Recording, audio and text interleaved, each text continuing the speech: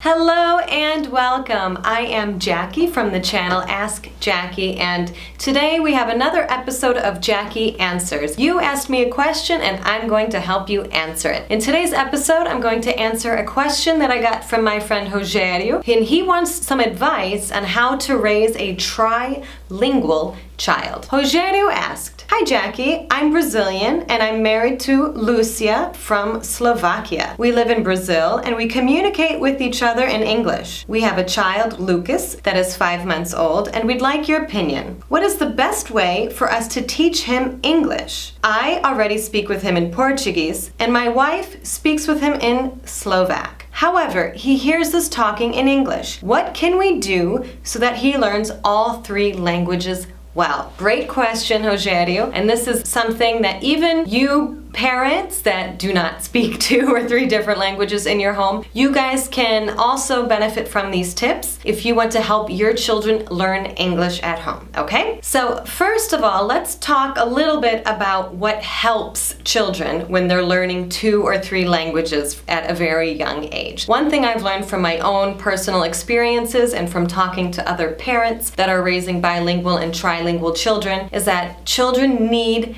separation, okay? Separation is something really, really important. They need to associate the language with a person or a place, okay? And what they're going to do, because this happens with all children, unless they're like a younger sibling and they have an older sibling to model after. But most children will mix the languages, okay? And that's very normal, nothing to panic about. So when they're mixing the language, it's because in their heads, they haven't quite figured out in what situation do I need to speak English? With whom do I need to speak Portuguese? Are there 2 different languages or 3 different languages? They just want to communicate. And I truly believe, it's hard to know because they're so young, but I really think, at least with my older son, when he was learning, to him it was all one language. He didn't quite understand that we had 2 different languages going on at home, so we had to really help him to separate the 2 languages, or in your case, the 3 languages. So really remember that. So Rogério, what you guys are doing at home is perfect. You should definitely continue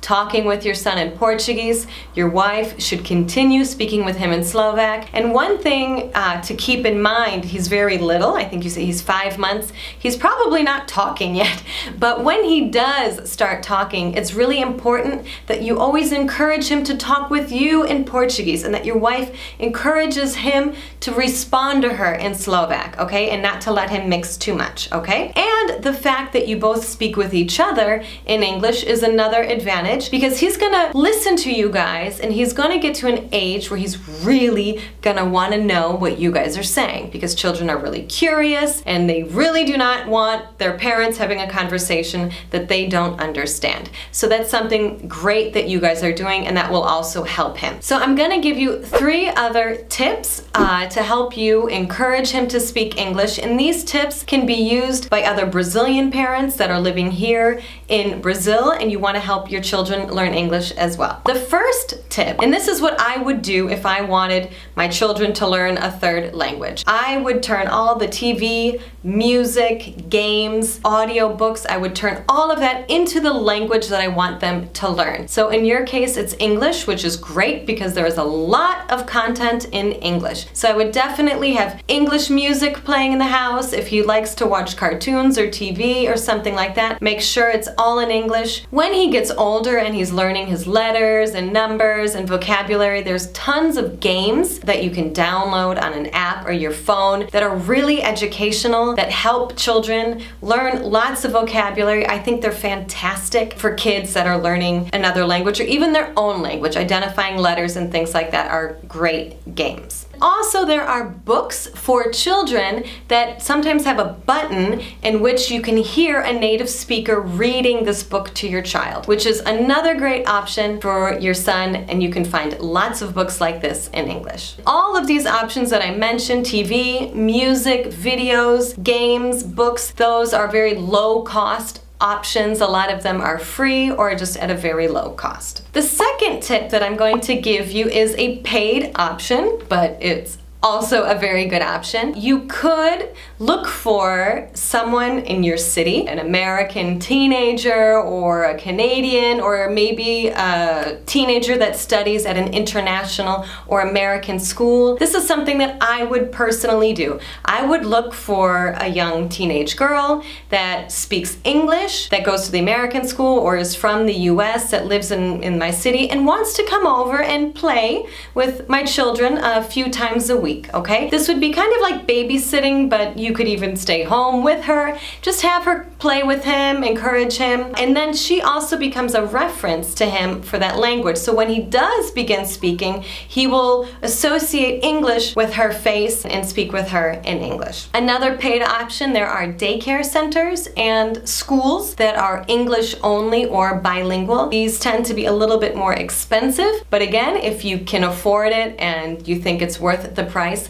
these are also great options that will really help your child learn English. Another option that I have seen some families doing is they have a specific space that is English only, okay? So what I have seen some Brazilian parents doing that live here in Brazil, if they speak English really well, or if one parent, the mother or the father, if they speak English really well, they will have like an English only zone. Like the house is English only, but when you go out in the street or when you go to your mother's house or to the restaurant or wherever, then you speak Portuguese. And this also works because again there is a separation, okay? We really need to be careful that we have some separation so it doesn't become this jumbled mix. So in your case, Rogério, you and your wife, you already speak to each other in English, which is really great. So he's gonna be listening to you guys speak English all the time. So what I would do if I were you, and it really depends on the school option as well. So if you choose to put Lucas in a Brazilian school, okay, he's gonna have a lot of exposure to Portuguese. Then I would maybe make your home an English speaking zone, except with your wife. She will continue speaking Slovak with him. Or if you decide to put him in an English-only school, he's going to learn English there, you could maintain the Portuguese with him, and then you and your wife continue speaking English. He's going to hear all three languages, but there will still be a good separation for him, okay? And for those of you that are living in an English-speaking country, for example, if you are two Brazilians living in the US, if I were you, I would maintain the home as Portuguese speaking, because your child is going to school in English. So your child will certainly learn English really, really well. And what may happen is he or she may forget Portuguese or lose Portuguese or struggle with it if you don't maintain it at home, okay? So reviewing these three steps. The first one, take advantage of technology, TV, music, games, books, all of those things, English all the time. The second option is a paid option. You could either pay someone to come over and play with your son. You can do a bilingual or English only daycare center or a school. And the third option would have an English only zone. It could be your house, or in your case, Rogério, if your child is going to an English only school, keep your house as a Portuguese zone, and continue what you guys are doing because the child will learn English at school, okay?